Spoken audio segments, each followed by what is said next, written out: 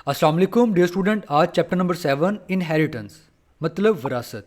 विरासत क्या होता है कि पेरेंट्स से खसूसियात का बच्चों में ट्रांसफ़र होना इनहेरिटेंस कहलाता है, विरासत कहलाता है। और इसमें हम ये जानेंगे कि ये खसूसियात पेरेंट्स से बच्चों में कैसे मुंतकिल होती हैं, कौन से स्ट्रक्चर्स लेकर जाते हैं। जैसे कि skin colours, eyes colours, hair colours के जो सॉफ्टवेयर है वो पेरेंट्स से ऑफस्प्रिंग में कैसे ट्रांसफ़र होता है। और इसमें हम बायो के जो चंद एक लाज हैं उसमें 2 लाज इस चैप्टर के अंदर हम डिस्कस करेंगे। आपने फुल कंसंट्रेशन के साथ इस चैप्टर को स्टडी करना है, फिर आप इसके कंसेप्ट को कैच कर पाओगे। Let's see. पेपर्स के पॉइंट ऑफ व्यू से बात करें, इसमें एक एमसीक्यूज आएगा और 2 शॉर्ट क्वेश्चंस आएंगे। फर्स्ट ऑफ ऑल, ऑर्गेनिज्म की डिफाइन। ऑर्गेनिज्म्स क्या होता है? क्या ये सिर्फ स्ट्रक्चर का बना होता है? नहीं, इसके अंदर स्ट्रक्चरल कंपोनेंट भी होते हैं जैसे कि हार्ट, लंग्स, ब्रेन, ये सारा कुछ। और इसके अंदर बिहेवियरल करैक्टरिस्टिक्स होते हैं जिसके मदद से वो दूसरों के साथ डील करता है और उसकी एक खास पहचान होती है। आप ये यहाँ तक कर लोगे। और इस चैप्टर में हम सिर्फ शॉर्ट क्वेश्चंस ही करेंगे क्योंकि इसमें से लॉन्ग नहीं आना। Organisms are able to pass these characteristics to their offspring. हर ऑर्गेनिज्म इस काबिल होता है कि वह इन खसूसियात को अपने ऑफस्प्रिंग में ट्रांसफ़र कर सके। और ऑफस्प्रिंग बच्चों के अंदर ये खसूसियात दोनों पेरेंट्स से आती है, मेल और फीमेल दोनों से। नेक्स्ट इसकी डिफाइन करोगे आप हेरिडिटी की, यहाँ से the process by which characteristics are transferred from parents to offspring is called inheritance और हेरिडिटी। इनहेरिटेंस विरासत क्या होता है? खसूसियात का पेरेंट से बच्चों में ट्रांसफ़र होना, मुंतकिल होना इनहेरिटेंस कहलाता है। ये डिफ़ाइन करोगे आप। इस बॉक्स के अंदर इस चीज़ को एक्सप्लेन किया गया है, how characteristics are transferred from parents to offspring. Parents से बच्चों में खसूसियत कैसे मुंतकिल होती है वो हम देखते हैं।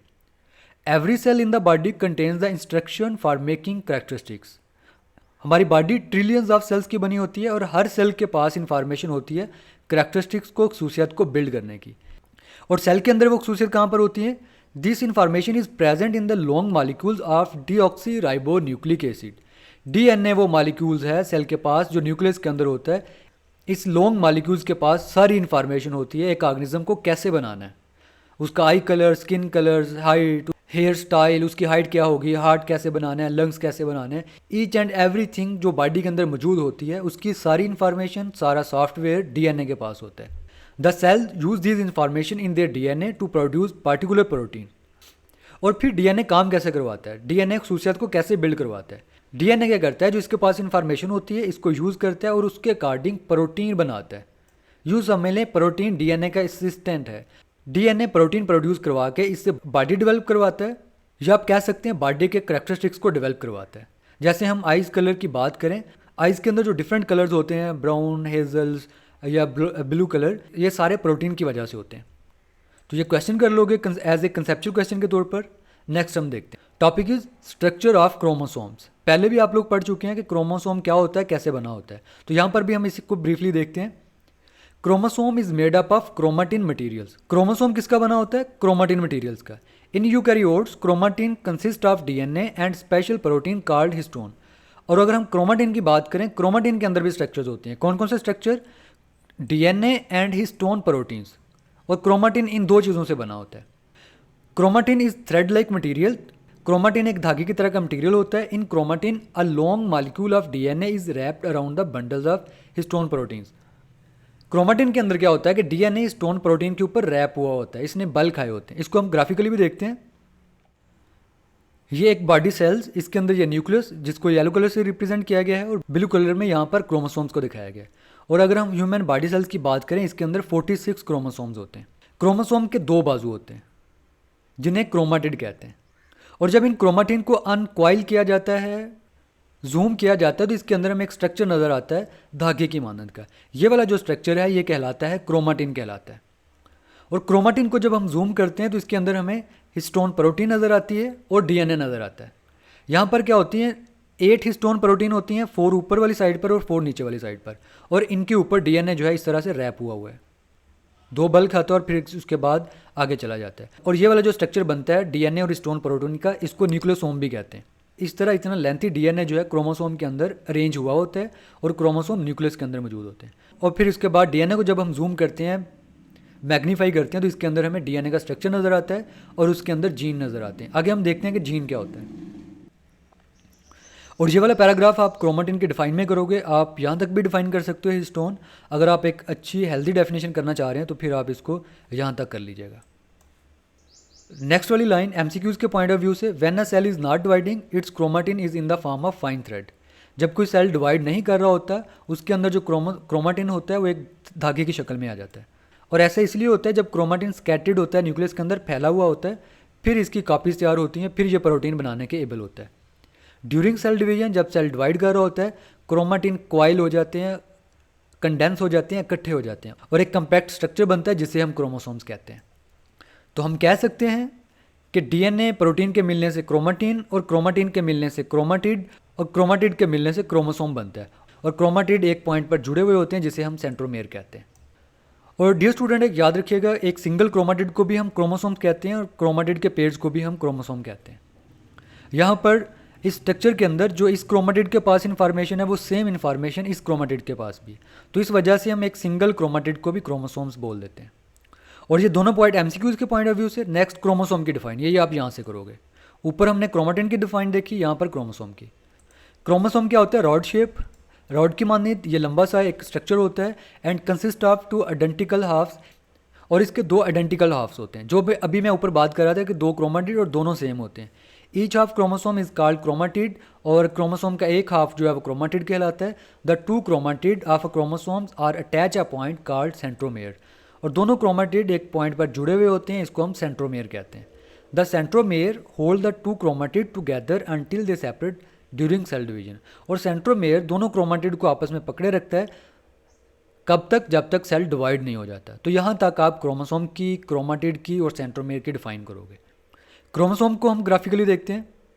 ये हमारे पास एक क्रोमोसोम्स, इसके 2 हाफ, 2 बाजू, जिन्हें क्रोमाटिड कहते हैं, और ये दोनों क्रोमाटिड जिस पॉइंट पर जुड़े हुए होते हैं इसको हम सेंट्रोमेयर कहते हैं।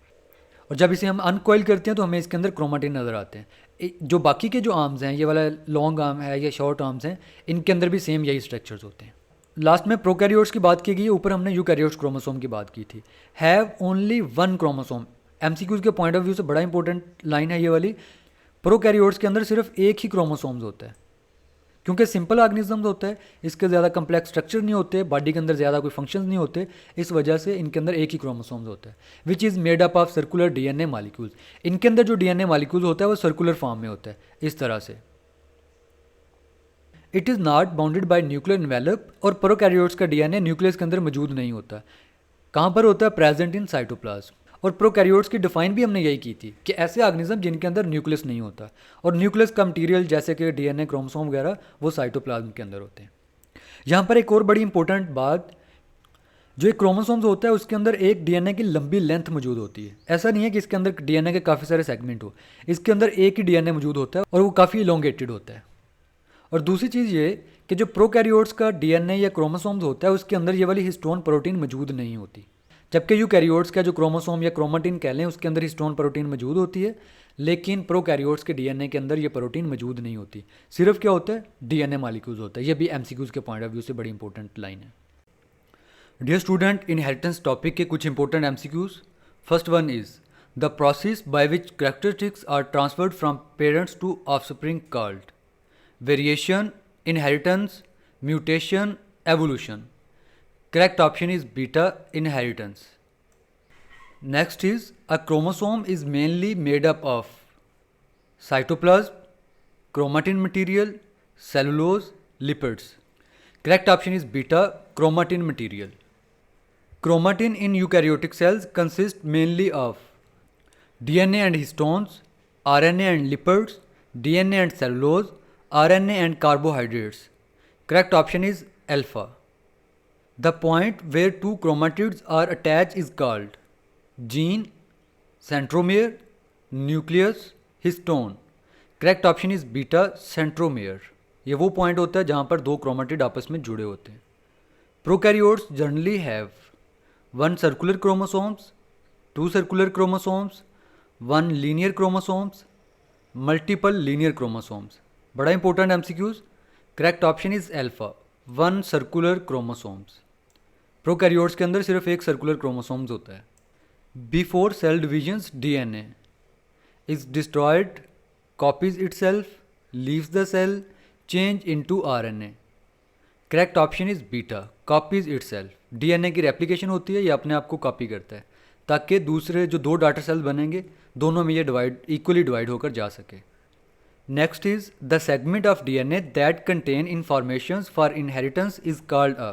बड़ा इंपॉर्टेंट एमसीक्यूज। डीएनए का वो सेगमेंट, वो टुकड़ा, वो पीस जिसके पास इनहेरिटेड इंफॉर्मेशन होती है, क्या कहलाता है? Chromatid, centromere, gene, histone. Correct option is Charlie, gene. Dear student, ये थे इस चैप्टर के इंपॉर्टेंट एमसीक्यूज। अगर चैनल को सब्सक्राइब नहीं किया तो ज़रूर कीजिएगा। ओके, अल्लाह हाफिज़।